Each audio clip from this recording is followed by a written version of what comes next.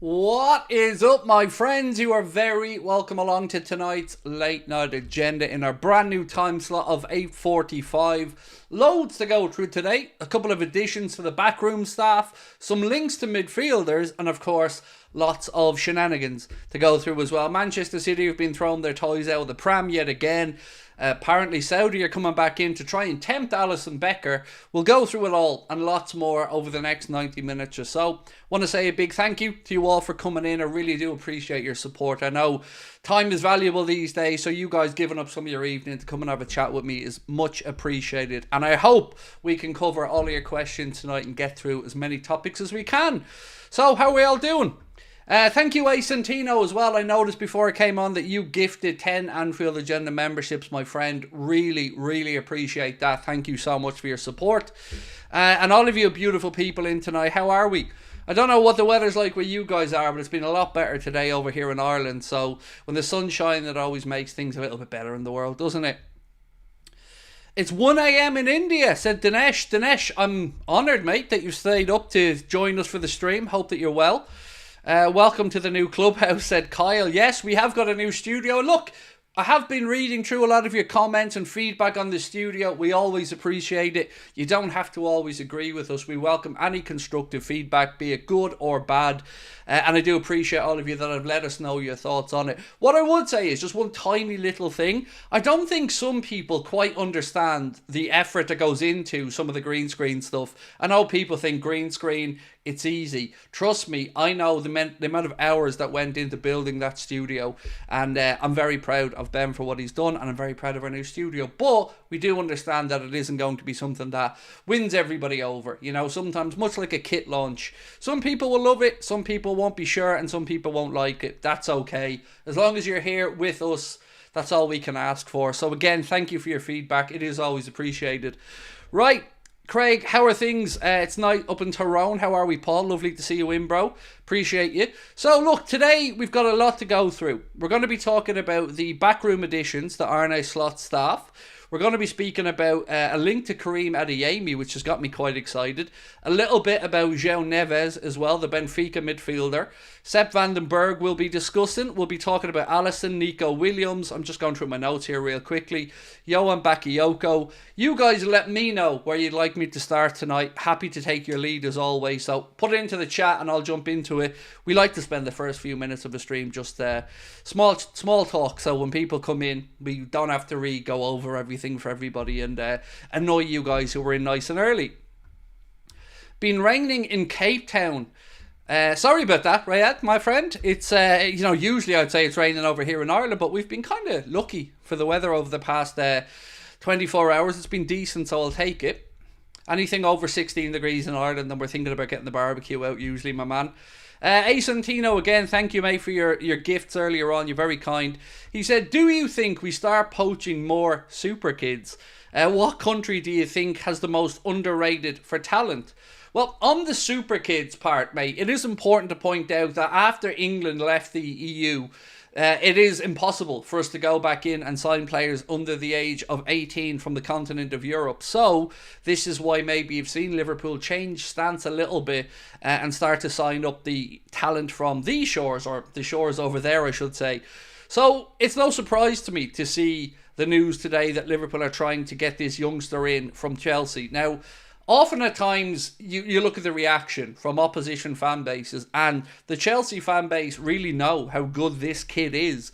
I have never heard of him before, you know. I'm like most of you guys, came in today, seen the news, and frantically started to research, look up, and figure out what's going on. But he looks like the real deal. And, you know, I hold a lot of weight into what some of the Chelsea fans have been saying, particularly ones like Alex Goldberg, who know exactly what he's speaking about with all things Chelsea. And he said, make no mistake about it, people inside Chelsea are gutted to lose Rio Ngamoha. He's a true wonderkid and has the potential to be a Musiala, Elise level talent that got away, but he's betting on himself elsewhere. It is what it is. On top of that, Scoop, who are at Academy Scoop, are a good side for keeping an eye on young talent, said, this is one of the biggest academy upsets in recent times. A monumental cock-up on Chelsea's behalf. Absolutely elite talent heading your way, Liverpool fans. Which is perfect. I've always said these type of signings really do excite me, the younger players who've seen that pathway. And that's what we need to make clear here.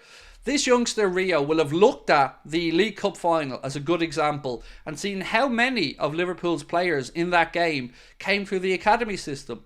It is always very difficult to pitch to a player why they should come to a Premier League club, because the pathway and the development it's different, it's difficult. And Liverpool have shown that they will give youth a chance if they have the talent. And I think what Jurgen Klopp did, what Arne Slot did, it's important that we do get these signings right. And I'm all for them. I love signing young, hungry, exciting players. My only complaint has really been that I would like a couple of here and nows as well to bridge that time frame for when these young talents come in. He'll be in the first team inside a year, said Alex Macklin.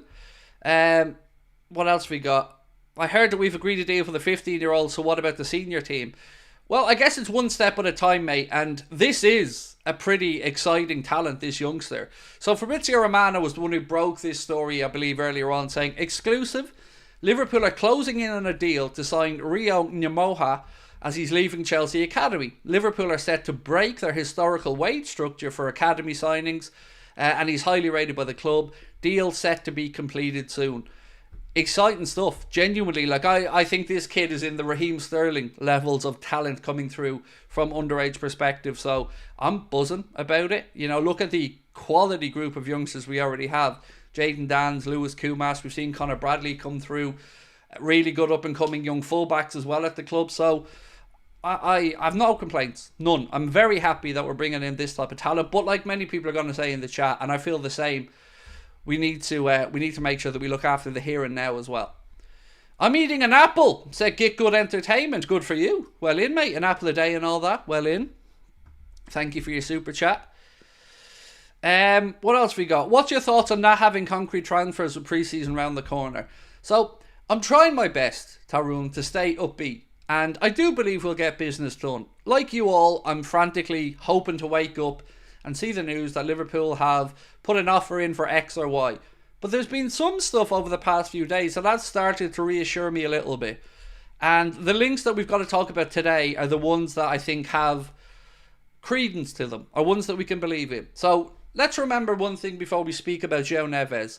We were in a meeting this week. I say we like I was part of it. Liverpool were in a meeting this week with the Guest of View agency. We know that. That's been confirmed. So what were they talking about? Well, Joao Neves could have been one of those players because he is on that agency's books. Obviously, Darwin Núñez, Diogo Jota, players who are currently at Liverpool, also represented by that agency. So, yeah, I'm excited. I am, but I also want some here and now players, which is why we will be talking about the likes of Karim Adeyemi, who Patrick Berger has said, let me just get you the exact quote, Liverpool are considering a move for Borussia Dortmund's Karim Adeyemi, according to Patrick Berger. And look, I can believe this, because we were in for Adeyemi when it was at Salzburg. We were in for Adeyemi last summer, apparently. And I would have no qualms about Liverpool making a move for Adeyemi, because I think he's a really good player. If we had this window completed with a Mark Gay, a Joao Neves or an Ederson, and a Karim Adeyemi, something like that, I think that would be a good, productive window. But, as you all going to say to me, speculation is one thing, getting the deals done, that's another thing. The new studio looks amazing, said Wayne Smith. Thank you, Wayne. Appreciate your support, mate. And again, we do listen to all of your feedback, good or bad. We've already started to look towards making a couple of little tweaks to the studio as well. Joao Neves, what a wonderful player. Right, well, let's move on to speak about Joao Neves then, because we do have a lot to get through tonight. So, where are we? Joao Neves, Joao Neves, Joao Neves. Sorry. Right, here we go.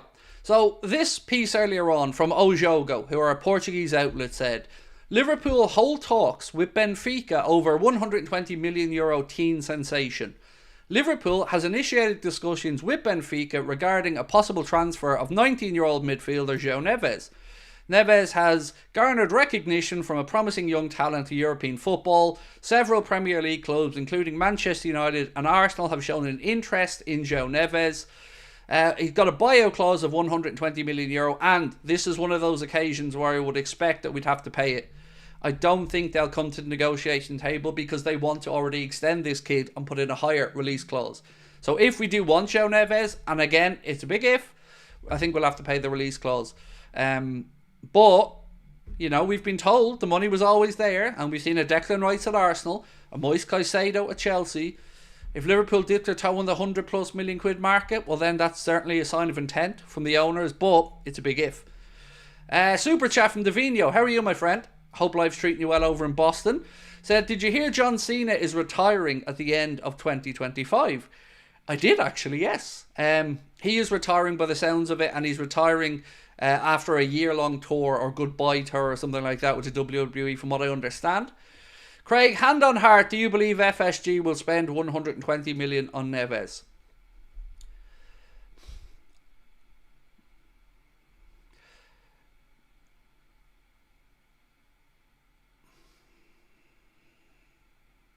No, I don't. Probably for the same reasons you do. But we do have to caveat this conversation, Stevie boy, and thank you for your super chat, my friend, by saying we were willing to spend it last year when Moise Caicedo was on the table, and we backed away. So if it's the right player, we have to believe until proven otherwise that Liverpool will pay it. You know, I don't know if he's the answer. You know, there's lots of stuff in the media that we need to sort out. For instance, there was lots of conversation around Matt Wiefer, and some reports that Liverpool were scrambling around trying to frantically get him and stop him going to Brighton. And that turned out to be absolute crap. No truth to that whatsoever. And Arne Slot himself came out and denied that. So until we know from the English side that these contacts have been made, you take everything with a pinch of salt. So do I think we'd spend the money? Well, look, if Michael Edwards, Richard Hughes have targeted this kid as the guy, maybe. You never know. The anonymous one, Chelsea fan, but I love your content and presentation. Thank you so much, mate. Appreciate your support. Would love to know if you have any thoughts on that young kid Rio that Liverpool are looking to, I say, poach from you guys. I'd love some feedback if you have any on him. Right, we do have a poll up. Connor has asked the question, is Joao Neves worth the €120 million release clause? Over to you guys to let us know. Charlie said, where's the money, John? Charlie, you know me, bro. I'm not going to be backwards about coming forwards and asking John where the money is. Caicedo was Premier League proven. It's a fair point, Philip. You know, it's a fair point, mate, and I take it on board. I can't say that we're going to spend the money. I was just asked a genuine question to say, do I think that there is a world where we do spend it? And all I can say is that we have shown that we were willing to. Now, that's not worth anything to us fans because we haven't got the player. But we were shown we were willing to. So I have to take that at face value. Wouldn't spend 88 mil on Bellingham, so we just don't see us spending 120 now. Well, it's 120 euro, which is a little bit lower. But I still get your point, Paul. And you're right. You know, Jude Bellingham was an outstanding candidate. A guaranteed world beater. And we didn't pursue the deal. I can't push back on that. Like, I have no interest in defending FSG here. I just want what's best for the club. And I can't sit here and say that Joao Neves isn't a good player. He is. We've seen how highly Diogo Jota spoke about him. You know, we know that there was a meeting with the agency. We just don't know what that meeting was about. If it was about players who were at the club like Darwin and Diogo.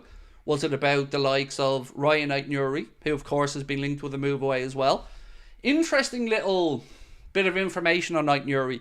You may have known this, but I didn't. That 38 million that we're speaking about for Aït-Nouri is the release clause number. So Liverpool know if they want him that they'd have to trigger that.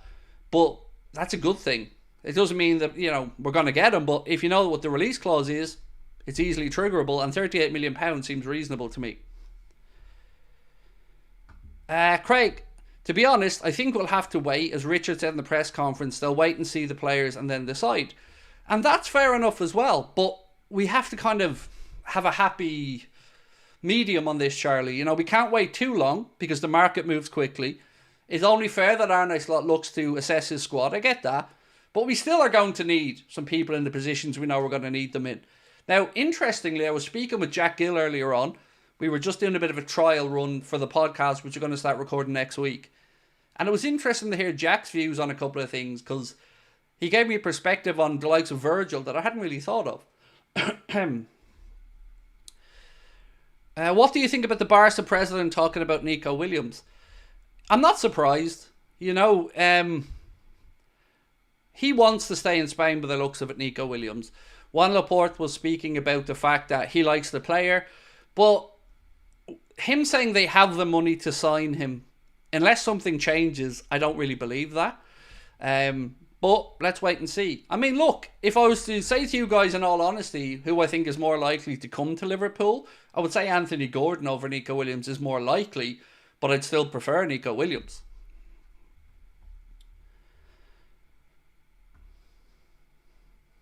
The new studio with that hoodie is a class matchup. I actually said that to Connor earlier on, Nicholas, that yeah, I felt like the hoodie looked better than the grey t-shirt I was wearing yesterday. So maybe I should have worn red for the first time when we did the stream. Right, what else we got? Is Murillo good enough for us? I would say Murillo is a talent, yes. But there's a couple of things that I don't like about Murillo. One is he was name-checking Manchester City and Arsenal ahead of us and, you know, called me salty or whatever. I didn't like that. And the 70 million valuation seems a bit high for me, but he is a good player. I just don't see him being one as Liverpool moving forward. I've convinced myself at this point it's going to be Mark Gay, but I could be very wrong. And I also want to speak about Sepp van den Berg in a while as well. Take good care of Rio. He's an absolute gem, said Fidget, who was a Chelsea fan. Thank you, mate. And I can kind of understand why he might want to jump ship. You know, if you look at Chelsea, it's a bit of a mixed bag at the minute. They are going around signing up loads of talented youngsters. They've brought in, or an agreement for a left back coming in from Atlanta United over in the MLS as well, 8.5 million. He's going to go on loan to Strasbourg, which is one of the other clubs owned by Todd, I believe, for a season. So I honestly think the League Cup final could have given this guy perspective. You know, you looked at Liverpool's team that day and you looked at the young players that got on the pitch at Wembley versus Chelsea's, and you would have seen a pathway through. And that's important. It is important that Jurgen Klopp, Arne Slot and these coaches do show parents, agents, young players that yes, if you come to Liverpool, you will get a chance to come through. You will get minutes on the pitch. We don't just go around hoovering up the best young talent for no reason. We bring them in and try to give them a clear pathway through. And that's a great thing. And I've always been for that. And I still am. I just feel like it needs to be supplemented by the here and now players, giving us time for those guys to develop. My big concern is always putting too much pressure on young players too early. And if they don't live up to that hype, it's their fault. They get scapegoated for the team's performances. And I don't like that. So all over the idea of this signing, just wanted to be backed up with some here and now players. Estavo and Paez make me feel better though, said Fidget. That's probably one of the left back. And then was the centre back from Boca Juniors or River Plate? I just know that there was somebody coming from Argentina, and then you signed the kid from Atlanta United as well. Right, Federico Chiesa. Let's talk about him for a minute. Aston Villa have contacted Federico Chiesa's representatives, and Forza Juventus have said with a huge financial package and the lure of playing Champions League football. I think this is a very astute piece of business for Villa or anybody, and I'm surprised that we aren't at the table. Look, I don't think Federico Chiesa comes in and starts on our best 11, but I do think he can come in and have an impact in the squad and provide cover when necessary for a reasonable fee, which is believed to be about 20 to 25 million quid. The relationship apparently between Aston Villa and Juventus is really good after the Douglas Luiz transfer, and this would be a very astute signing for Unai Emery and Aston Villa if they get it done, and one that I wish Liverpool were looking at, to be honest with you. How much do you think Rio's wages will be? Says, honestly, bro, I haven't got a clue. You know, it's been written that it will be higher than we usually pay for young players. We do have a wage structure for the younger players, and apparently we're breaking it to sign this kid, which must tell you one thing. He must be the real deal. You know, for Michael Edwards, Richard Hughes, the recruitment team to go so strongly and be willing to break their own structure, you know, I'm excited by what this kid's ceiling is going to be. Ian Cahill, thank you so much, Ian, for your super chat. Really appreciate you. Said, I would love Chiesa at Liverpool and I hope that Neves is happening. So I'd love Neves. I would. I still think Ederson is where the value is at in the holding / anchoring midfield role, but this kid has been spoken about quite a bit. Joao Neves. We've seen Diogo before the Euro speaking about how good he is, how much he's impressed the Portuguese squad, and he got plenty of game time as well. So Let's wait and see what happens. One thing I'll say is, we're often told relationships are really important in this side of things. We have a great relationship with that agency, so certainly puts us in the mix. I don't think Neves is even worth 40 million, said Daniel. Wow. That's interesting. Now look, he's not worth the release clause. None of these guys are. But you're paying in this day and age, I guess, for the potential on top of the proven talent. I don't know what to say, you know. Would I like to pay less? Yes, of course. But my view as a fan is, first and foremost, would this signing improve the first team? Would this signing give us more cover? Would this signing give us options? And I'd have to say yes. The money concern, well, that's secondary because, you know, it's not my money. It's not your money. And I'm sure the club can afford it. So, from my perspective as a fan, I just want the team to get stronger. But of course, I don't want the club to be frivolous. I don't want the club to end up in financial hardship. Just got news that Adrian is joining Betis. You just got news? Mate, I've been saying that for a week. And they put out the most cringe, rocky nonsense video ever as well for his unveiling, if you haven't had a look at it yet. But yeah, that is confirmed. Adrian San Miguel is gone back to Real Betis. I think we get Ederson rather than Williams and Gordon. Excuse me, I'm going to say that again, Owen, because I butchered your comment, mate. I think we go for Ederson, then Williams, then Gordon. I don't know. Look, I want to talk about Man City for a second, because I'm starting to get even more fed up of listening to them. They're already crying about another bit of metrics, let's say. So, Manchester City are reportedly claiming unfair treatment from the Premier League due to their commercial income being assessed by data supplied by Nielsen Sports, whose figures have previously been used by Liverpool. Look, Nielsen are probably one of the biggest, if not the biggest in the world for this kind of data. Manchester City are just trying everything to destabilise, to bait and switch, to distract, and it's getting a bit tedious. They claim in legal documents that the new rules around APTs, which is associated party transactions, meaning if I owned a company, I couldn't go and sponsor one of my other companies with an obscene amount of money that wasn't fair market value. Legal documents from Manchester City also allege that the rulers of the club and the rules that they're moaning about were designed solely to discriminate against Gulf owners. The bold claim is based on the fact that APTs were brought in as a response to the Saudi-backed takeover of Newcastle in 2021. It's always the same. It's always about race. It's always brought back to somebody being discriminated against. It couldn't possibly be that the rules were put in place to prevent football being bastardized by any of these groups. It annoys me. It annoys me because why can't you just play by the rules? They are the rules. You signed up to them. It was voted in. It is what it is. This response, though, kind of sums it up. Typical City, muddy the water, deflect and delay. And that's pretty much where it is. I'm sick of them. I'm sick of them cry-arsing about the situation. We all know what they are. We all know what they've done. We all know that despite their published declarations of wanting this dealt with quickly, that's the very last thing they want. Somebody needs to hold these fuckers to account. And the Premier League better have the balls to do it, because football is at stake. And somebody has to make a stand, or else this league is going to turn into a farce. City's punishment must be immediate and severe, said Phoenix. All release clause has an expiry date. Yeah, the end of their contract. Sometimes these release clauses have dates that they can be triggered each year. For example, Kudus release clause. That expired at the end of June. So Liverpool couldn't go in now to sign Mohamed Kudus by triggering that release clause. They'd have to wait till next year. So yes, there are some time restrictions on these things. What else we got? I just watched a 7-minute video on Rio. He's outrageously good. Goals from 30 yards in the box, dribbles around players like statues. Ran 60 yards, danced through the opposition and scored. Yeah, that's probably the same video I watched. He looked really good. That goal you're talking about, I think he starts from inside his own half, runs past a load of players and then scores.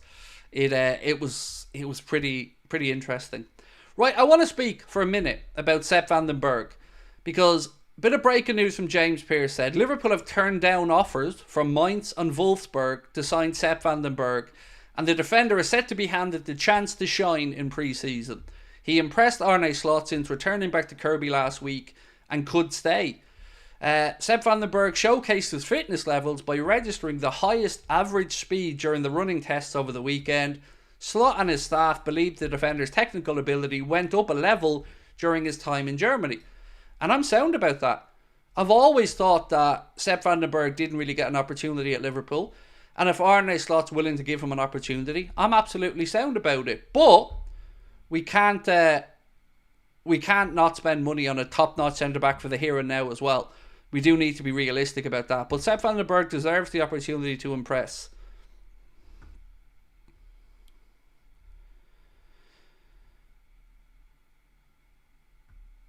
Sorry, but who are you talking about? Are you talking about bringing Rio Ferdinand in? No, I'll go back over it in a second, mate. Don't worry. A couple of comments about swearing in the chat as well. Look, I'm going to swear. It is just what it is. If you're too precious and swearing offends you, no judgment from me whatsoever. Go do your own thing. But it is my God-given right as an Irishman to swear occasionally, and I like it too much to stop. I am who I am. I don't do it to belittle anybody. It's just part of what makes me me. And I accept if you don't like it, but I am who I am. And this is our channel, and we've always been the same way. So if you don't like swearing, no problemo. But, you know, it's our channel, and we do as best as we can. Right, so on the information about the youngster, it came from Fabrizio Romano, and it was an exclusive that said, Liverpool are closing in on a deal to sign Rio Ngumoha, spelled Ngumoha, as he's leaving Chelsea's academy. Liverpool are set to break their historical wage structure for the academy signing, who's highly rated by the club. The deal is set to be completed soon. And then we spoke about the fact that lots of Chelsea fan accounts were really sorry to see the kid go, spoke about a tremendous talent, and that Liverpool are getting the real deal. So I'm buzzing. Really, really happy about it. The reason I keep saying Rio is because I want to get the pronunciation of his surname spot on before I keep making a mess of it. Because if there's one thing I do consistently, it's mispronounced surname. So let's just call him Rio for the time being. Would you rather get Gay or Ederson? It's a good question. I would say Gay. I think our need is more in that area. You could make a valid argument as well, though, that a defensively minded midfielder would also add some cover to the defence. But I think Mark Gay would be an outstanding signing. I think that would give us the experience that we need. Again, another homegrown player, which, by the way, Adrian moving on frees up a non-homegrown spot in the squad.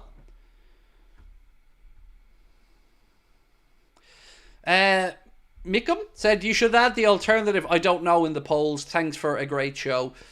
I will certainly take that on board, my friend. Your feedback's always appreciated. Thank you. If there's one thing I don't know what to do correctly, it's the wording of these things. Because when I speak to people who've worked in polling and stuff, you know, there are certain ways you're supposed to word things. And I'm just not clever enough, dude. But I appreciate your input. What else have we got? It's not that I don't, Ben said, it's not that I don't appreciate the positives that FSG have brought to the club. It's just that I feel like their business model is antiquated and not suitable for a top club nowadays. FSG out. You see, Ben, I think that's reasonable. I would agree with you on a lot of things. I think FSG have done remarkable things for the football club in one way, but there's always been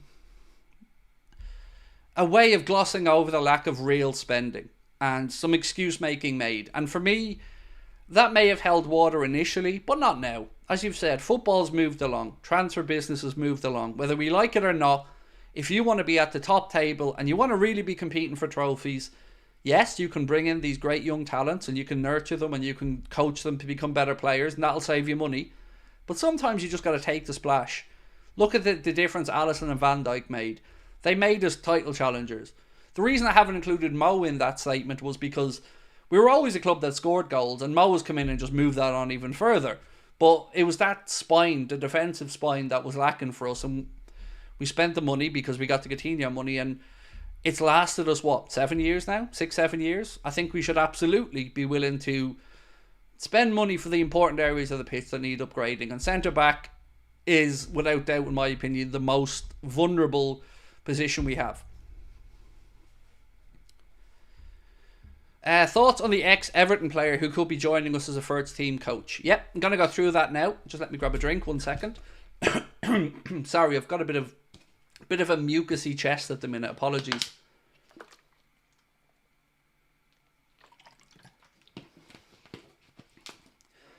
Right, so a couple of things today with regards to Arne Slot's Backrooms team. So this Aaron Briggs will come in and be the key link between the academy and the first team setup. James Pearce said that he had been pursued by a lot of Premier League clubs, but Liverpool have got the job done and are bringing him in. The one that really got people talking today, though, was Johnny Heitinga, former Everton defender, worked as well. This piece here said, At young Ajax, Heitinga worked as a coach with Marcel Kieser, who's also, together with Arne Slot and Spike Hulshoff at SC Cambuur, worked on a footballing vision that brought him so much success at Feyenoord. That vision was also embraced by Heitinga. Johnny Heitinga has spoke about Liverpool's interest in bringing him in as part of Slot's backroom staff, and he said, "All I can say is I've been approached and my agent Rob Jansen and I are in discussions." He did work with West Ham, and his training sessions and his coaching there apparently really impressed the players as well. So good news on this one. If that's an additional coach for Arne Slot, brilliant. Get it done, bring him in and get that team beefed up and ready to go. It does look like it's all coming together in that regard. So yeah, all good. Johnny Heitinga, though, that's the name that you're probably talking about. And it looks like he will be joining, although they're in still negotiations at the minute, according to, who is this from? James Pearce and a couple of others. Right, so a few things, my friends. If you haven't, please do hit that subscribe button. Don't forget to drop a like on the stream as well. And if you'd like to come and see us for our live shows, I'm not going to bang on about them, but the link is pinned to the top of the chat. Also, want to draw your attention to something that I keep forgetting to mention, and I apologise to the rest of the team for this. But our clips channel, you may have noticed a small change in our content recently. So here's what we do. We used to put out at midday the best highlights of the day before from the live stream. But what we do now is we record a separate video for the morning to make sure that we get you as up to date with the news as possible. But those videos have now moved onto our clips channel. So Anfield Agenda clips will have lots of great short form content that we've either made directly for the clips channel, or it will be the best bits of our live stream. So if you haven't already, please do check out the Anfield Agenda clips channel. Give it a subscribe. I think it's on about, I don't actually know, it's 28, 29,000, something like that. So if you haven't already, please do go over and subscribe to that one. Right, what have we got? Alvarez from City for around 70 to 80 million, be world-class signing. City also done business with Arsenal and Chelsea. Saif, I said it when they signed him, bro. I'll say it again. He's a great player. And they got him for an absolute bargain. I said it when they brought him in from River Plate. He's an incredible player, and I would very, very happily have him at Liverpool. And I don't disagree with you on anything you've written. They probably would do business with us. They've done it with other clubs, as you've said. But I just don't see it happening, as much as I wouldn't say no. It's 29.3k, apparently, the Clips channel. Thank you, Connor. Only problem, Owen said, we're giving Sepp van den Berg a chances. I've thought about that might be used as an excuse to not buy a centre-back. Oh, Owen, don't you worry, bro. I'm with you. And that can't wash. And we can't let that happen. Sepp van den Berg being looked at, no problem with that, by Arne Slot. But you're right. We need an established, proven centre-back for this window. No excuses. Unpopular opinion, said Darwizi, but Alvarez is better than Haaland. I'm not touching it. I'm not touching it. I'll let other people say about that. All I'll say is that Julian Alvarez is a very good player.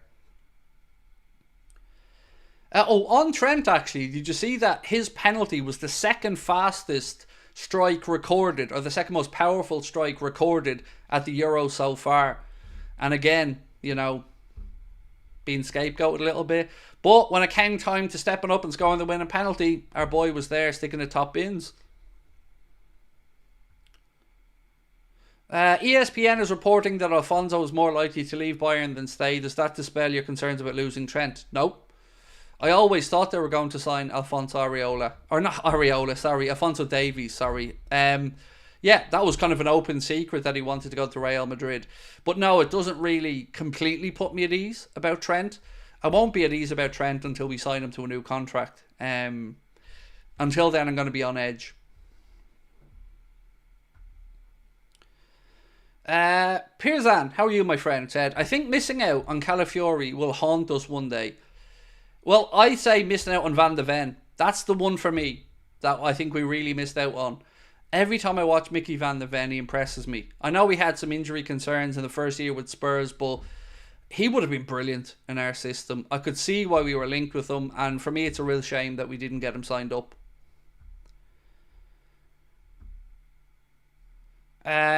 Ben said, not gonna lie boys, I was actually hate watching the England game, hoping they'd lose, but as soon as Trent stepped up I backtracked hard. Look, I'm Irish, so I don't really want England to win anything, but it was very telling that they trusted him in that moment, and I'm so glad for Trent. I'm glad for Saka as well that he scored his penalty. I thought all of the England penalties were very well taken. Is there any news of Mo going? No, there's nothing on Mo at the minute at all, mate. So as I said, I was speaking with Jack Gill earlier on, formerly of the channel and futurely of the channel's podcast, which we're going to start recording from next week. Yeah, it was interesting hearing Jack's thoughts on the situation with Virgil van Dijk and with Trent and of course with Mohamed Salah. I think everybody is coming around to the idea that Salah should be sold now, but a lot of people just believe that it's too late now and he'll leave for free in a year. It's a tough one because for me, I was around last year obviously when that offer came in of 150 million, and I'm not going to lie, I'm not going to backtrack. I said turn down the offer because I thought we would 100% sell him this summer if this season didn't go as well as we'd hoped, and it didn't go as well as we'd hoped. So for me, the idea of him leaving for free, it doesn't sit well. He won't have done anything wrong. He's perfectly within his rights to do it. But for our perspective, as a club, I think it's again very foolish to allow a player who could have supplemented the transfer budget to go for free. I don't know. It just doesn't sit well with me. Trent, I think that'll get done. I hope that gets done. Virgil's an interesting one. Not to put words in Jack's mouth, but his opinion on Virgil was that Michael Edwards will get one more season out of him and then Virgil will be gone. And again, I'm not saying that's going to happen, but that was Jack's thought process on it. And I can see that. You know, Virgil's 33 now, club captain. Maybe your negotiation with Trent is that the captain's armband is there for him in a year's time. You know, stay put. Because the last thing we can do is just see Trent leave. That would be a real undermining of Arne Slot's new era. Craig, did you see the back pages saying that Liverpool are not selling VVD, Mo and Trent in the future? I did, and all you can take from that is that they either plan on giving them new deals or that they're going to let some of them go for free. You know, which just seems madness to me. Zach said, ignore this if it's too off topic. Zach, you've spent your hard-earned money, mate. I am absolutely going to read through your comment, and thank you for your kindness. Do you think there's any chance Klopp goes to coach the USA men's team? And do you rate any American players? So America and Canada have come on leaps and bounds in recent times, particularly Canada. I thought they made a very astute signing by bringing in Jesse Marsh to take care of the Canadian men's national team. And I don't know too much about the current US men's national team coach other than not a lot of people rate him. Do I think that you could attract Jurgen Klopp? Normally I'd say no. But with a view to the World Cup coming to America and how much that's going to have the eyes of the footballing world and even the casual fans looking at it, I can see a world where between sponsorship and other things, Jurgen could be tempted for a cycle and then allowing maybe what happens with the German national team to play itself out, what happens with Nagelsmann and his future. Nagelsmann's going to want to go into the World Cup cycle anyway, so maybe. You know, it's difficult to know what Jurgen's going to do next. You know, does he manage again? Does he go into a sporting director role? Does he just go into punditry? I really don't know what the future holds for him. But I hope he's happy whatever he does. You know, I'll always look back on the 9 years he was here and be grateful for every single one of them. So whatever he does, you know, I just hope he does it with a smile on his face. And wherever he goes, I'm sure he's going to bring happiness and positivity to those people, because he's just a wonderful fella, isn't he? Craig, have we signed that wonder kid from Chelsea? I wouldn't go as far as to say it's done yet, but it's apparently getting done. Fabrizio Romano has said it. Chelsea fans have been saying it on social media. It's been reported by a few people as well. I would say yeah. But until you see the lad holding a Liverpool shirt, or until the club make the announcement, I'm a bit scared about the one from last week where we thought we had the other kid, only for Manchester City to come in at the last minute and take him. So I'm just waiting until we see the official announcement on this one. ADEYEMI will flop for sure, said Isaac Plays. So it's a very definitive statement, Isaac, for somebody that we've not seen kick a football in the Prem, and somebody who's still young and still developing, and made the step up from Salzburg to Dortmund, was part of the Dortmund team that got to a Champions League final. You know, I think the kid is good. I don't know if he will be good enough to come into our team and make a big difference, but I do know that it's a link and an interest in a player that's been fairly long-standing from our perspective. You know, we looked at ADEYEMI for a while. Patrick Berger is the one who came out with the comment that Liverpool are revisiting and looking at him again. I don't know, mate. You know, I'm not going to be arrogantly jump down your throat and say, no, he'll be a world beater, but I don't think we can go the other way either and say he'll 100% fail. You know, if transfers were that easy, nobody'd ever really get one wrong. Craig, I've torn my Achilles today and it hurts like mad. I'm really sorry to hear that. Hopefully it heals up for you soon. One thing I will say to you is listen to your physio or your doctor or your coach, and don't try and push yourself too hard. I know it's always difficult when you can't play or you've got your feet up, but sometimes that bit of recovery is what you need. So I hope you get back to fitness soon, and I'm really sorry to hear about that, but do listen to those who tell you to rest up.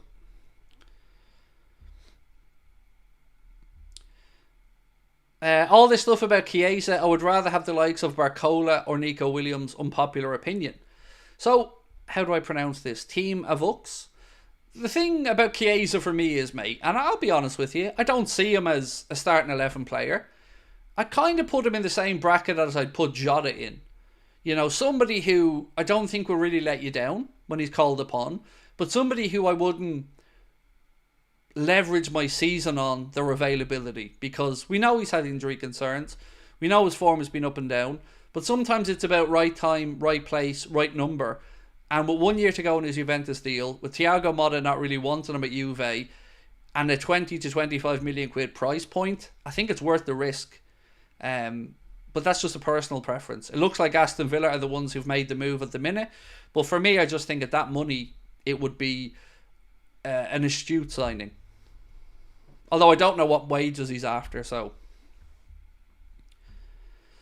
Right, so what will Jurgen Klopp do next was the question Connor put up to the poll. International management, club management, pundit, or nothing. And we'll leave that up for a while. Right, I just want to make sure I haven't missed something in my notes. So, one thing I can actually report today that maybe you've seen, maybe you haven't. Yesterday we spoke about reported interest from Manchester City in Anthony Gordon. That has been confirmed as not being true. So this piece here said Manchester City's interest in Anthony Gordon rubbished as Reds handed boost. So the Echo have gone on to say there were no further inquiries from Liverpool so far on Gordon. However, the interest from Manchester City has been deemed untrue, which is good, I guess. I get the feeling we haven't heard the last of this Anthony Gordon deal, by the way. I don't have anything inside on it. I just feel like there's something more to this, and we might see another twist in this story. Yeah, you know, we've heard that Anthony Gordon was speaking with Trent and other England colleagues about the potential move, to Liverpool. He's a difficult one to gauge, because sometimes I look at him and think he's too lightweight, goes to ground too easily. Other days I look at him and think you know what, he's a good player. But you know what he has impressed me with is how he carries himself in an interview. You know, I do rightly or wrongly hold a lot of sway in how players carry themselves and how they conduct themselves in interviews, and it kind of gives you an insight into their thought processes. And he's always impressed me when I've heard him speak. So I don't know if that means anything, but you know, I'm okay with it if we lose someone, but I don't think we need to sign Anthony Gordon if we don't lose someone. Did you move to a new place or just change the background? We changed the background. Now look, full disclosure, Anfield Agenda's plans for the future do involve us moving into a real brick and mortar studio. I'm saving up for it as we speak. Myself and Connor are looking at the finances and seeing when we can make that move. We don't want to rent anywhere, we want to build. So we're looking at that. It's probably going to cost us about 50 to 60,000 euro before the equipment for the build and what goes into it. And we're trying to do it. But I'll also tell you the truth. When we do move to a brick and mortar studio, it'll still be green screen. Because I love green screen technology. You know, match of the day, green screen. A lot of the news that you watch, green screen. You know, if you do it in the right way, and I'm not saying what we've done is the best you could do with green screen, but we're in a very condensed space of what we have to record in. When we get the office built, and I've got a whole wraparound studio, you will see green screen go up another level again. It's not difficult to move into a studio and put a few shelves behind you with footballs and pictures on them. Like, it's not difficult. But I think green screen done right, it inspires me. And I'm very much somebody that loves the technology. Will Frimpong sign for us, in your opinion? I really hope we get him and Trent plays an 8, said Dean Kenny. Thank you, Dean, for your comment. I just don't know. Like, I've no doubts about the price tag. 40 million euro for Frimpong seems like really good business. But I don't know if we need him or not yet. And if we do bring him in, where would he play? See, I still need the answer to where Trent's going to play. And I don't know yet. You know, I still think Trent's best position is probably right back in a kind of right wing back role. There's no denying that when Trent plays this hybrid role, we do vacate a lot of space on the right hand side, and it does leave a lot of extra work and cover for other players. But I still think Trent gives a lot to the team from that position. I've never been convinced that he's a number 6 by any stretch of the imagination. He could be a number 8, but we've lots of them at the club as well. So if we brought in Frimpong, it would have to mean a confirmation that either Trent leaves or Trent goes into midfield. And then Frimpong could be used as competition for the right side, or maybe a Mohamed Salah replacement. I don't know, with Conor Bradley coming in behind him. Look at United and Arsenal getting business done early, and we're picking our nose. So, firstly, I don't think United have got any business done yet, unless I'm mistaken. They will get De Ligt by the looks of it, and a couple of others. Arsenal, yes, they're going after Calafiori, but some of their business has just been made more public. Now, I don't know what's going on at Liverpool with the transfer business, but I'm coming around more to the mindset of the benefit of the doubt in this scenario. You know, usually at this point of a transfer window, I'd be all like, where's the money, John? Pony up the dough, John. You're cheap, John. Pay the money, John. But I am trying to be mindful and respectful of the situation that we're in, with a lot of change happening. And I'd rather that we take a little bit extra and do the proper research and get the ones that they have no doubts about, as long as it happens. You know, I don't want to be sitting here on the 8th of August still with nothing. And the Premier League, a week and a half away. So I am nervous, but I'm trying to have faith in the process because Michael Edwards is involved. And that does give me a little bit of calmness around it all. Neves is closer to United than us. Again, it's another definitive statement from you, Isaac, that I don't think is true. So look at it this way. I would say we probably have one of, if not the best relationship with his agency of any football club. And it is all about relationships, you know. And I think if Liverpool want to sign him, it's no-brainer. If you were him right now, where would you go? If Liverpool wanted you and United wanted you, and both were willing to pay the release clause, where would you go? It's undoubtedly Liverpool. because we're in the Champions League. We have a better squad. We're a little bit further along in our development, even though we've made some backroom changes. I wouldn't worry about it, mate. United are only able to get players these days that we don't go after. And then they tried to convince themselves, some of their fans, that we wanted them. Like that bullshit lie that was put out last week by whatever that United account was on Twitter that said that Matthias de Ligt rejected Liverpool and a couple of other clubs because he only wanted United. Come on now. If Liverpool went for de Ligt, you wouldn't see him near Manchester. But Liverpool aren't silly enough to pay the money for de Ligt because he's not good enough. He's too injury prone and he's already had a lot of big moves in his career, and something must be the reason for that. I don't want de Ligt. No Liverpool fans I know want de Ligt. But this clown troupe lying to the public tried to convince the world that we were shafted because he only wanted United. That's what they're resorting to. Making themselves feel better by lying. Santino, thank you for your super chat, bro. Said, I might be the only one that thinks that Trent has already told Liverpool he wants Real Madrid. If we don't sell him now, we'll go through this next year. Right, Connor, can we get a poll on what's going to happen with Trent? Because I feel like this is something I'd love a sample size from the audience on. So I'm going to end this other poll where most people believe that Jurgen will go into international management. So can we ask Connor what people think will happen with Trent? Leave the club, stay at the club, or run down his contract? I guess they're the options, really. Wouldn't it be good if Jurgen became England manager? I mean, it'd be good for England. Absolutely. You know, Jurgen would have a lot more, I guess, fan-friendly style than Gareth Southgate. But whatever we say about Southgate, look at where we got England to in these competitions. You have to give him that credit, even though he has dulled and bored the shit out of all of us watching that England team.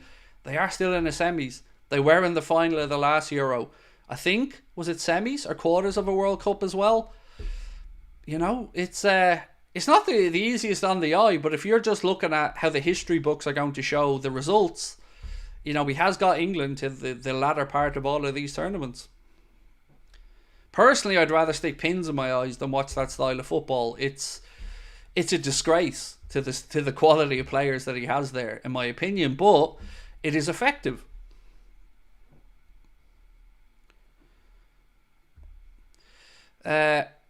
What's latest with Alisson and Kelleher? Lots of focus on centre-backs and holding mids, but our goalies should not be forgotten.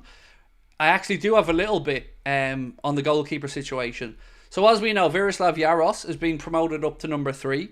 So as it stands, it will be Alisson, Kelleher and Jaros. You know, though, that Kelleher's situation will develop and may change if Liverpool get a suitable offer and one that, you know, Queeveen likes the look of. With Alisson, the thing that I've seen today is that Saudi are going to come back in, not because they think that Alisson wants to move. This piece, I'll read it out to you. According to Team Talk, the Saudi Public Investment Fund, who own 4 of the big clubs in their Pro League, are expected to approach Alisson to see if his stance over a possible transfer has changed since they spoke to him earlier in the year. He was asked earlier in the year, was he interested in going over, and he said no. And I hope he tells them the same, because it looks like Ederson from Manchester City could well be making the move across. Alisson, he doesn't strike me as somebody who's ready to give up on the highest level of football yet. Nor should he, because he's still the best goalkeeper in the world. And Liverpool are in a great position here, because he's contracted to 2027.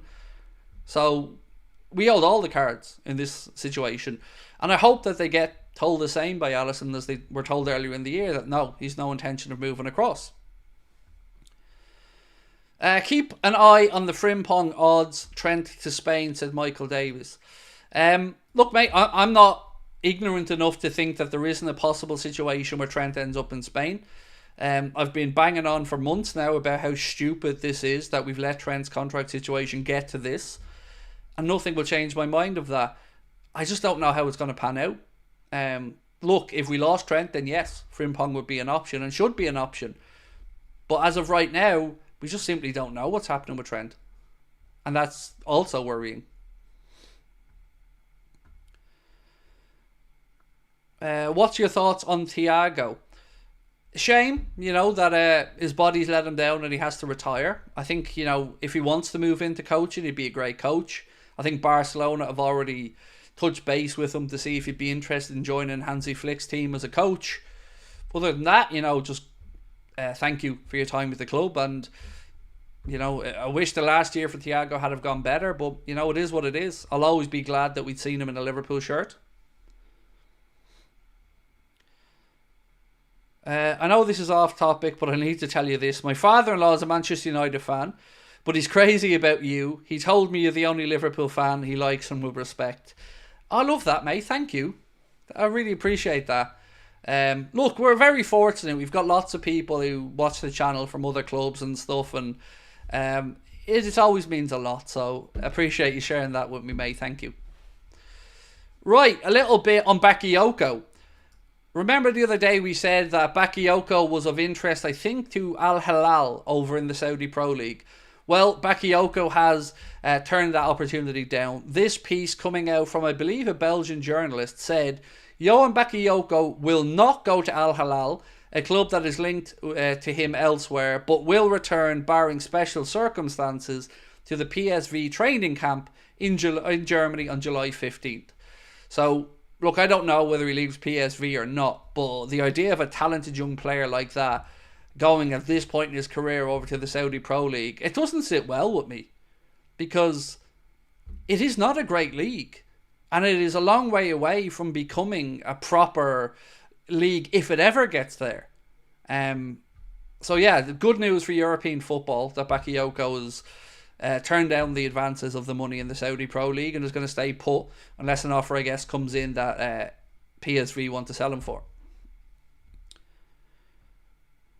Craig, do you reckon Thiago stays at Liverpool as backroom staff? I've not seen anything to indicate that's likely at the minute. The only real link to Thiago has been Barcelona. But I don't know, mate, in all honesty. I'm from Germany and I love Liverpool and also your content. Thank you, Jasmine. Really appreciate your support. Any more news on Gordon and Nico Williams? Yes, on Nico Williams. Barcelona have spoken with Nico Williams' camp, according to reports. They currently have an advantage over the Premier League clubs because the player prefers Barcelona and everybody at the club, including Deco, is convinced of Nico Williams. And look, that doesn't surprise me. I've always said this to you guys. I can absolutely see how Nico Williams would prefer a move to Barca over a move to Liverpool. The only question was, could Barcelona come up with the money? And I still don't know the answer to that, despite their president's words to the contrary. I still think that they have to sell people. And Rafinha looks like one of the players they're willing to sacrifice. Let's wait and see what happens. Yeah, Nico Williams was probably more of a dream than a reality for a potential signing for us, for various reasons. I always knew the wages could cause a problem, but I still stand over the fact I think he's worth the investment because he's an incredible player.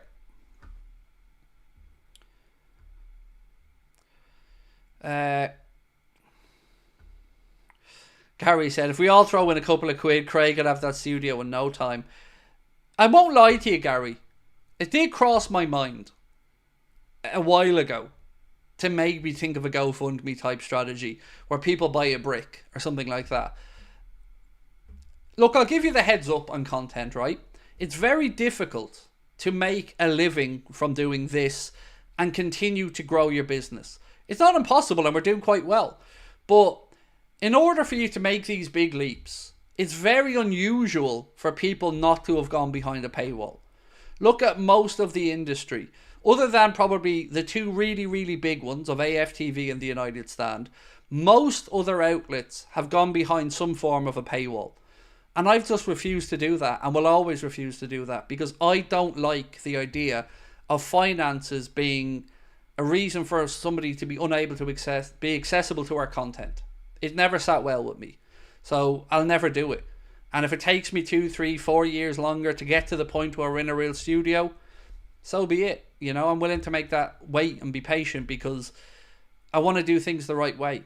We've built this channel on community from day one. And the idea, like the live shows, where we've always said to people, if you can't come to the live show purely because of financial reasons, let us know and we'll sort you out with tickets. And we've done at least 30, I think, that we've given and bought for people and given them out. It's the same with the content. I don't like the idea of somebody who has our community and the ability and the access to come in and chat with people every night suddenly not being able to because we've decided that we're going behind a 7 or 8 quid a month paywall. It's not worth it for me. I'd rather keep using green screen forever and, have you guys here. I know what side my bread's buttered on. I wouldn't be sitting in this chair without you. And I mean that from the point of view of I don't know if I'd be on this earth without you. So my goal is always going to be to make you guys proud and to do what's best for the community. And of course I want to improve my own life along the way. But that's where we're at. If it means no paywall, no studio, it is what it is. Look at me, I had 1,800 people in here tonight to have a chat with us. That's amazing.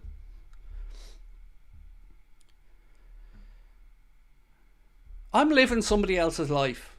I don't know how I'm here. I don't understand what you all see and why you're here to watch. But you'll find it very hard to see anyone who's more appreciative of your support. It's incredible. I love you all dearly. And I don't take you for granted. So, yeah. It is what it is, We're a community. We do this shit together. My MLS team just got butchered. Big money coming, but Chelsea just signed a solid left back in Caleb Wiley for $10 million.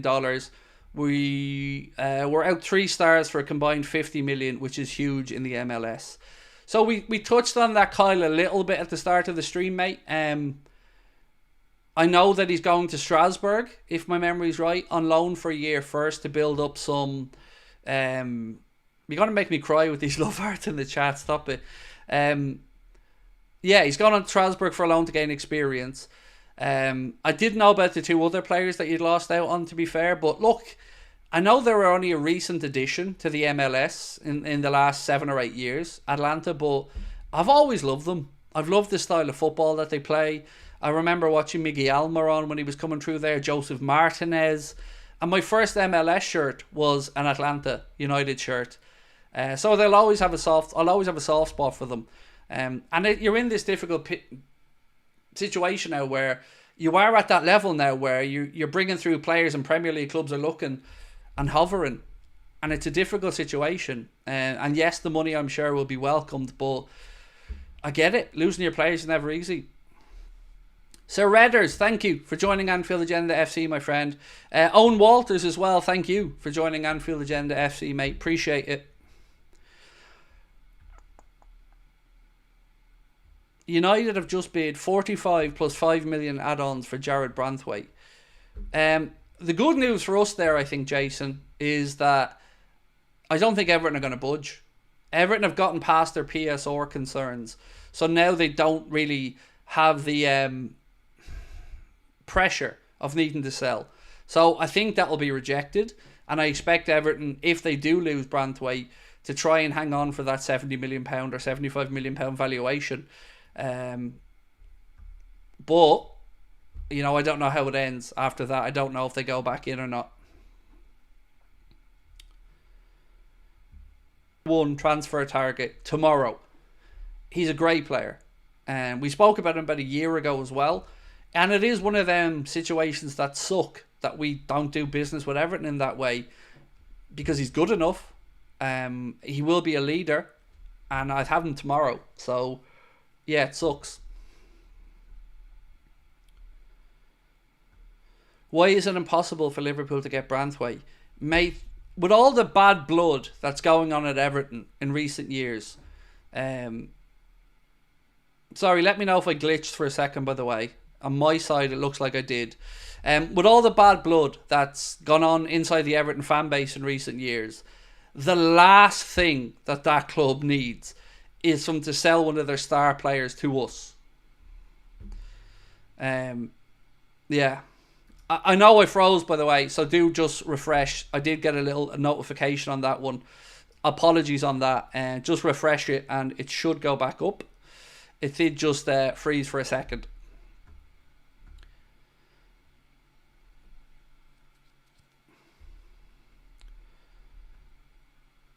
Yeah, happy to go back through it for you again. The reason that I don't think Branthwaite is possible for us is because can you imagine the toxicity inside their fan base if they sold him to us with everything that's gone on at Everton and the fact that they're still dining out of thinking they cost us the league. There's just too much bad blood there. They just will not sell to us. Yeah, just refresh, guys. So sorry if it glitched for a minute. Just hit the refresh and it should be fine. But I do apologise on that one. Mr. Ray Sicto, or how do I pronounce this one? Myresito? Sorry, bro. Thank you for your super chat. Said, here's a brick or two. Not sure how much it costs. Love watching your streams as I work. Greetings from Arizona, aka the gates of hell. I do actually know some people who live in Arizona, and apparently it's very hot there over in the summer, mate. So appreciate your support, though. Thank you so much. Yeah, the brick or two. I do like the idea of that, but ultimately, I think we need to stand on our own 2 feet, and the channel needs to either get a sponsor on board to help with the build, or we need to just front it ourselves. But I always appreciate your guys' support.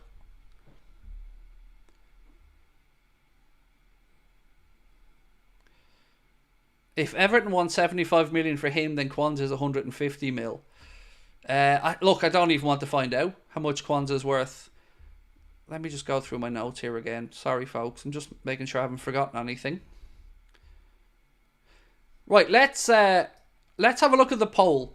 We asked you, what do you think Trent will do this summer? And if you haven't voted on this, please do, because I really do want to know your opinion.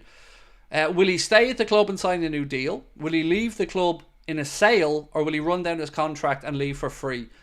Now, don't let your heart rule this one. Let me know what you think will actually happen. Not what you want to happen, but what you think will happen.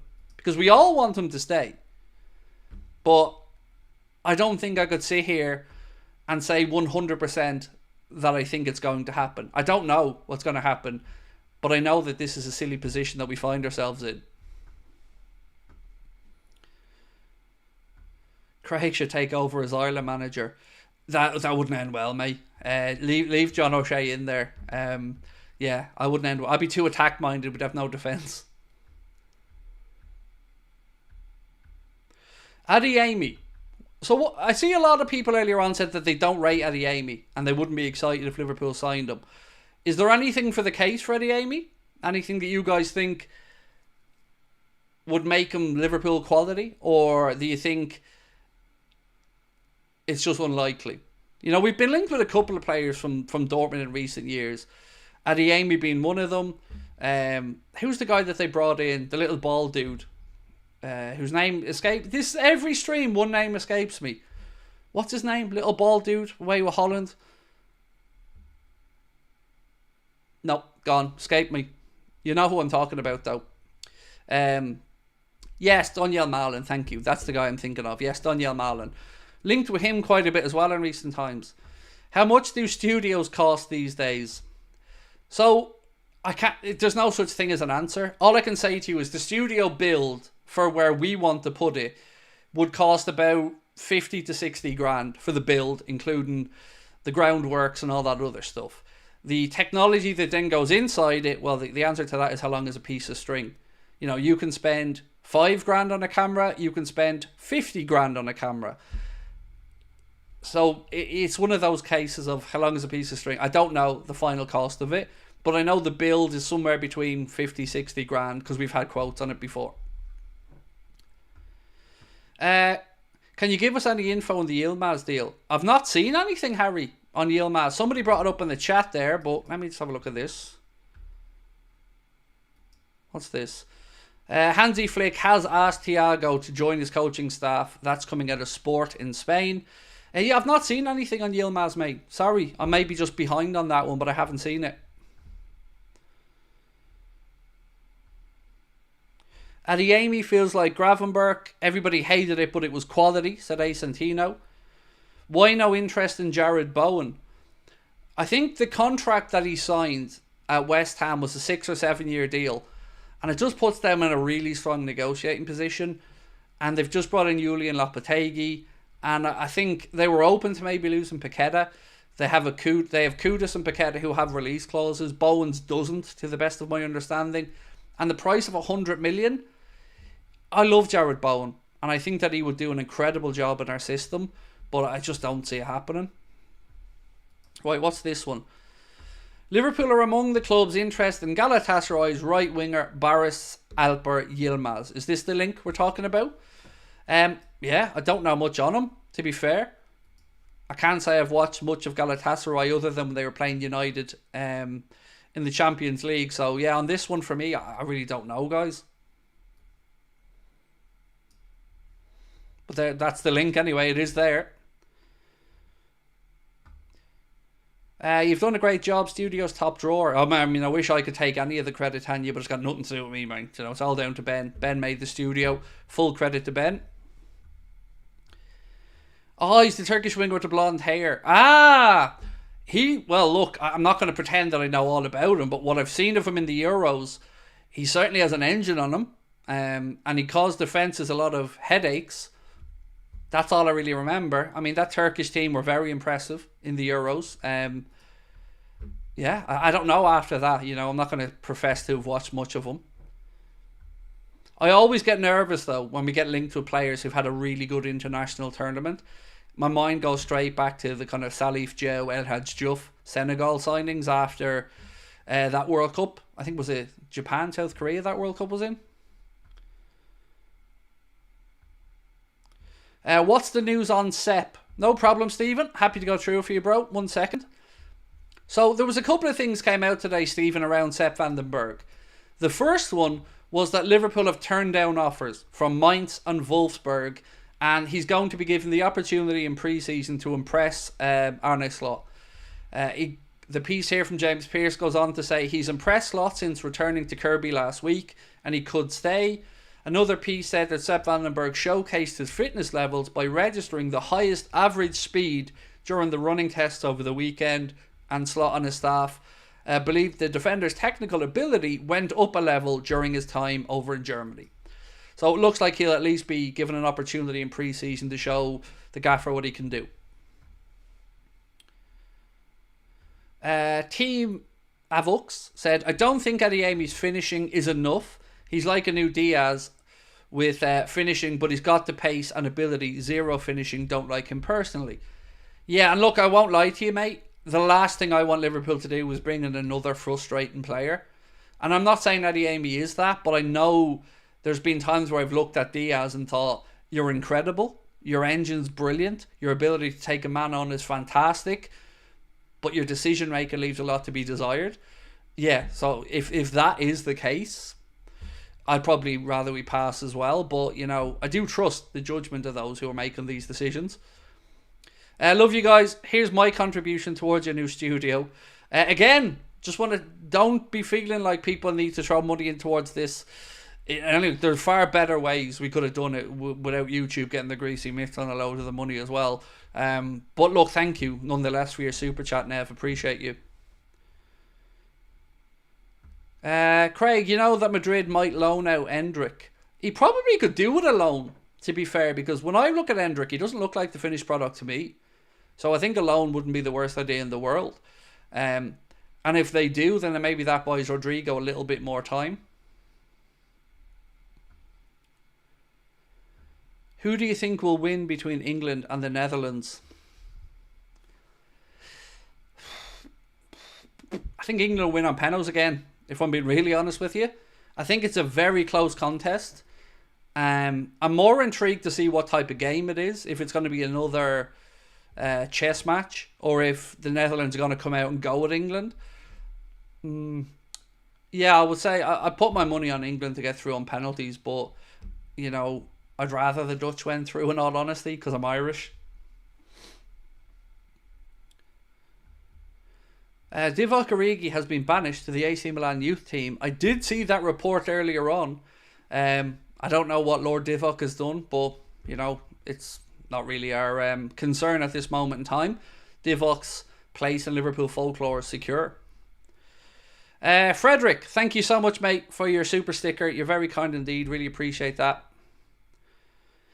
Craig, I heavily agree we shouldn't be signing players because of a good Euros, but at the same time, it's very hypocritical from this fan base since they're hyping Calafiori, who they've never seen before. Oh, look, David, I'm as guilty of match of the day fever as anybody, mate. But I didn't really nail my colours to the Calafiori mast because I hadn't seen that much of him. I've always been of the mindset that I want Mark Gay or Antonio Silva as my centre-back options. So, yeah. But look, it's natural. I get it. Like, people see a player do well in an international tournament that maybe they didn't know all that much about before. And if you look at Calafiori, though, it's kind of easy to work backwards then and look at Bologna and their campaign getting into the Champions League. You know, it was a really good season for them.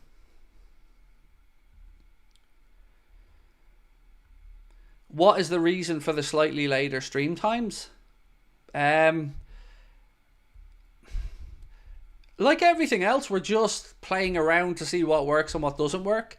We felt like with the summer coming in, a lot of the younger audience would have, you know, the possibility and an opportunity to be up later in the evening, of course, as well. It suits my own personal life schedule a bit better. And we've also gone, you may not have noticed, but during the quieter periods, we were doing 2-hour streams. Whereas now we've paired it back to about 90 minutes and we'll probably pair it back again to about an hour 15. So yeah. Our streams years ago used to be at 8:45 as well, Connor said, which is true. We used to stream from 8:45 till about 12:30 some nights, back in the early days. Brian said, not convinced by Gay. Really? I don't know. I'm astonished by that, mate, in all honesty. He's been one of England's standout players at the Euros. Yes, he had an injury-ravaged campaign, but came back. I think he's a really good talent. Personally, mate, I have no problem with the 65 million price tag either.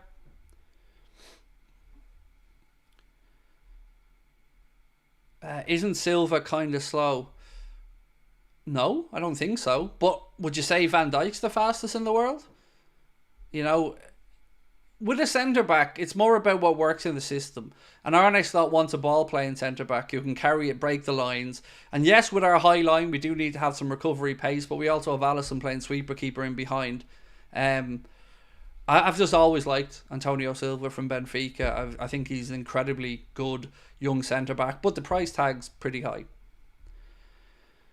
Frederick said, Lenny Arrow, 40 million, Marque, 65 million, Kimmich, 20 million. Ederson 50 million, Nico Williams 45 million, Musiala 100 million, Wirtz 85 million, Chiesa 35 million. Chelsea spent 399 million in 2023.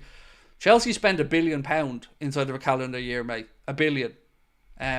It's ridiculous. Or at least in 3 windows. £1 billion. It's nonsense how they got away with that. With regards to that list, I mean, Kimmich, I don't know what's going on with Kimmich. You know, I don't really know where he's going to end up. I've always assumed it'll be Man City. I'd rather we look for somebody a little bit younger in that position, to be honest. Centre-backs, Mark Gay, I think, is astute for a couple of reasons. Homegrown, and we need to keep an eye on that number as well. Still young enough to develop. Left-sided centre-back. You know, ticks a lot of boxes for me.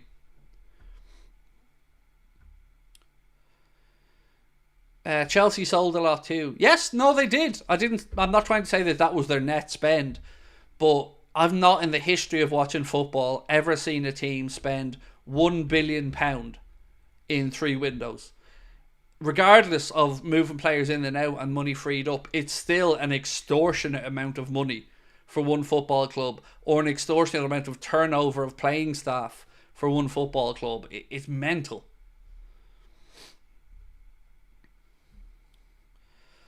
I've been impressed with Baumgartner when I've watched him. What do you think? Sadly, Hayward. I can't say Baumgartner. Austrian? Can't say I know all that much. My mind says he's playing with the Austrian national team, but yeah, sorry, not really too up on Baumgartner. Chelsea spending is obscene, said Tanya. It's ridiculous, Tanya. Like, I'm not saying that they haven't recouped money, but it just feels like they don't know when to stop. It feels like I don't know. There must be a methodology to it. There must be, but it's ridiculous. Man U looking to be going full steam ahead, said Whitehammer. Okay. Mate, I think we're both as frustrated as each other about our lack of transfer business, but Manchester United's business doesn't really worry me outside of Branthwaite. De Ligt, I wouldn't have at Liverpool, in all honesty. Ugarte, I'm not sure what they're doing there, but they're going to have to up their offer from the low 25 million quid initial offer. Yeah, I don't know. Look, I want us to make signings, but I can only report what's out there. And, you know, with all the best intentions in the world, I have no control over what FSG do with the finances. All I can do is call it out when I don't think they're doing enough. Who is this wonder kid? No problem. Look, we're at the point of the night where I'm going to recoup all the news for everybody. So if you're coming in a little bit late, I'll fly through it all for you now, so you'll be up to date, hopefully, by the time we finish on the very latest. So before I get stuck into it, just a couple of things. If you haven't, we're only 15 subscribers away from 262,200. So please do hit that subscribe button. Don't forget to drop a like on the stream as well. And if you haven't subscribed, like I said, please do. If you want to come to our live shows, you can get your tickets with the link in the description, or you can sub to our clips channel as well with the link pinned to the top of the chat, which is where you're going to get the shorter form of our content or the best moments from our live streams, which is probably coming a lot handier when we get back to actually doing watch-alongs and stuff. Right, here we go. Let's go through the news. So let me scroll all the way back up. Where are we? Sorry, folks. Bear with me. Right, so we had Liverpool rejecting an offer of 4 million from Trabzonspor for Nat Phillips. Then we have Liverpool considering former Everton defender Johnny Heitinga as part of Arne Slot's coaching staff. This looks like there's truth to it, because he himself has come out and said that his agent is speaking at the minute and trying to sort out his future. Then there was another addition to the backroom staff. Aaron Briggs will be the key link between the academy and the first team setup, and he had been pursued by a number of Premier League clubs this summer. I believe he joins in from Wolfsburg. So that's two more additions that Arne Slot look like he's bringing to the backroom staff. The big news, though, came from Fabrizio Romano, who said Liverpool are closing in on a deal to sign Rio Ngmoha, who's leaving Chelsea's academy, spelled Ngummoha. Liverpool are set to break their historical wage structure of their academy to sign Rio, who's highly rated by the club. We then went on to speak about some knowledgeable Chelsea fans like Alex Goldberg saying, make no mistake about it, people inside Chelsea are gutted to lose Rio. He's a true wonder kid, has the potential to be a Musiala, Elise level talent that got away, but he's betting on himself, and it is what it is. So lots of positivity about the talent of this kid, but he is still young and it will be a few years before he probably gets into the first team. Then we had some information to say that Aston Villa have contacted Federico Chiesa's reps over a huge financial package, and the lure of Champions League football could see him make the switch from Turin to Unai Emery's Aston Villa, which would be a very good signing. The biggest news from our perspective that I read today came from O Jogo, who are a Portuguese outlet. They said that Liverpool will hold talks with Benfica over a deal for 120 million rated teen sensation Joao Neves. Now, with this, it's important to point out that he does use George Mendes Gestafew agency. They represent him, and we have an incredibly good relationship with that agency. Diogo Jota, Darwin Núñez, clients of the Gestafew agency. Ray and Ait-Nouri, another one.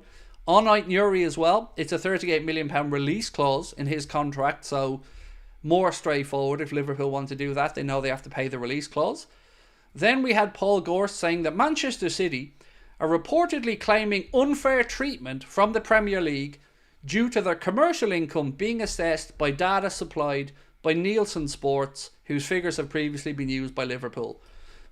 And then we went in, to Manchester City cry arson about everybody being against them again, and they said legal documents from City also allege that the rules were designed to discriminate against Gulf owners, and that bold claim is based on the fact that APTs were brought in as a response to the Saudi-backed takeover of Newcastle in 2021. do they not, the world in general, not understand that football clubs should not be utilised by countries as playthings or ways to gloss over their image? And the Premier League moving to close that loophole, I think, is very good. And it was voted on and it was voted in. So, again, this comment here said, typical City, muddying the water, deflecting and delaying. Yes, and that's the Donald Trump tactic. You know, point fingers at everybody else and blame everybody else and say it's discrimination and say it's a witch hunt and all this other crap, other than owning up to the 129 charges that are labelled against them. This all just sounds like they're trying to kick up fuss and make noise to make this go away or to get a preferential hearing. ADEYEMI, Patrick Berger reported that Liverpool are considering a move for Karim ADEYEMI. Then we went on to speak about Sepp van den Berg. Liverpool have turned down offers from Mainz and Wolfsburg for Sepp van den Berg, with the defender set to be handed the chance to shine in pre-season, and he's impressed a lot since returning to the Kirby setup midweek. What's this one? We also have to say a little kind word about Thiago from Stefan Bajcetic, who said, "I will miss your daily lessons on how to play this sport." I can only imagine the invaluable information that Thiago was able to give to his fellow countryman. Wolves are said to be holding out for a fee as near as possible to Ait Nuri's £38 million release clause, is another thing that was in the media today. There was also talk about Saudi Arabia coming back in to ask Alisson, is he open to a move now? I don't know why he'd have changed his mind in the last 6 months, but there we are. Cody Gakpo on his position, he said, I felt I was a left winger before I signed, so that's always been my preference. But in the last year and a half, Jurgen Klopp needed me to play somewhere else, and that's what I tried to do to my best. That's pretty much it. And then Bakayoko, the young player from PSV, has turned down the opportunity to go to the Saudi Pro League as well, and he's going to be reporting back for pre-season training with Eindhoven on July the 15th. Adam Brown, thank you very much for your super chat, mate. I seen Connor brought it up, but I forgot to read it out because, well, I was doing the other stuff. Said, sorry, very late. I was at work and I hope that you're well. Will you be doing watch-alongs for pre-season? Missed the watch-along streams and preview videos. So yes and no. My dumb ass forgot that when we're over in the UK for our 2 live shows, August the 2nd Cardiff, August the 4th Liverpool, tickets available with the link in the description, priced at just £15, all ages events. I forgot that we're going to be away for 2 of the games. So I will be 100% doing the first pre-season game against Betis, and I don't know about the Arsenal and United games because I'm going to be in the UK when those games are on, so I'm not sure if we're going to be able to do anything live around them. We will be back for the last pre-season game, of course, and I'm trying to figure out something for the other 2, but at the moment I don't have a definitive answer on it.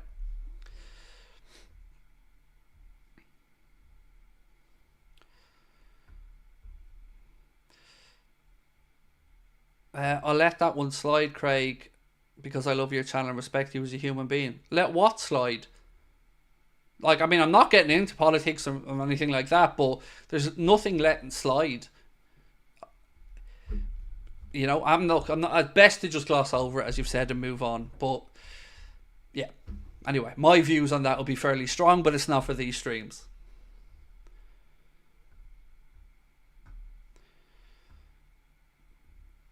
And Nicholas said, please don't bring up Trump or politics. I literally used it as a way to show what Manchester City are doing. I didn't bring up Trump's political beliefs. I didn't bring up politics. I brought up the fact that it's a methodology that's been tried and tested by people before, and that's what Man City are doing. That's all I was trying to show, was that it's a distraction tactic. But you are right, we shouldn't be talking about politics or anything on football. It just happened to pop into my head while I was thinking of how best to describe the situation. Any news on Kudus?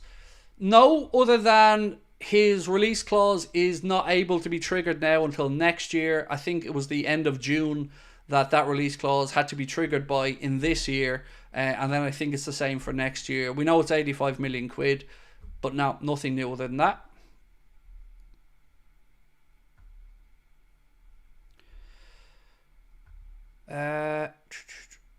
Nyamoha is either going to be a top talent or another Ryan Brewster. Worst case scenario, we sell him like we did Ryan. That one still escapes me. Like, genuinely, Ryan Brewster, I would have almost bet my life on him to go on to become a top star. You know, he really did everything at underage levels. Top scorer, hat-tricks in semi-finals and finals, I think, of World Cups. Yeah, that Sheffield United move just never felt like the right one for Ian, and he's never really been able to figure it out since that, which is a shame. I hope that this young man Rio turns out to be more like a Raheem Sterling, you know, somebody who is undoubtedly going to make it to the first team.